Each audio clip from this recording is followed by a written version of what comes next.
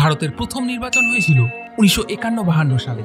17 কোটি ভারতীয় প্রথমবার ভোট দেবার সুযোগ পেয়েছিলেন সুকুমার সেনের জন্য।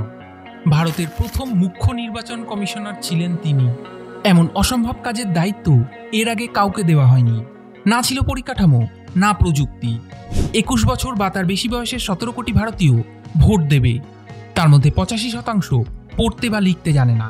প্রত্যেকটি ভোটারকে আলাদা করে চিহ্নিত করতে হবে, নাম লিখে নথিভুক্ত করতে হবে।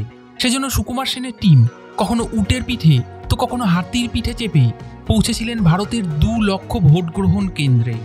ভোটারদের জন্য লক্ষ লক্ষ ব্যালট বাক্স তৈরি, ভোটার লিস্ট ছাপানো, প্রিজাইডিং অফিসার নিয়োগ করা এবং শান্তি শৃঙ্খলা রক্ষার জন্য পুলিশ কর্মীর ব্যবস্থা করা ছিল চ্যালেঞ্জিং কাজ। কিন্তু সমস্ত চ্যালেঞ্জকে পরাস্ত করে ভারতের প্রথম নির্বাচন সুসম্পন্ন করেছিলেন তিনি। সারা ভারতের মধ্যে এই গুরুদায়িত্ব কেন দেওয়া হয়েছিল এই বাঙালিকে? 22 বছর বয়সে সুকুমার সেন যোগ দিয়েছিলেন সিভিল সার্ভিসে। সে সময় ভারতের বিশিষ্ট গণিতবিদ হিসাবে পরিচিত ছিলেন তিনি। তার কর্মদক্ষতার কথা কানে এসেছিল প্রধানমন্ত্রী জওহরলাল নেহেরুর। আমরা অনেকেই জানি না বর্ধমানে জন্ম হয়েছিল এই প্রতিভাশালী বাঙালির। তাকে আমাদের কুর্নিশ।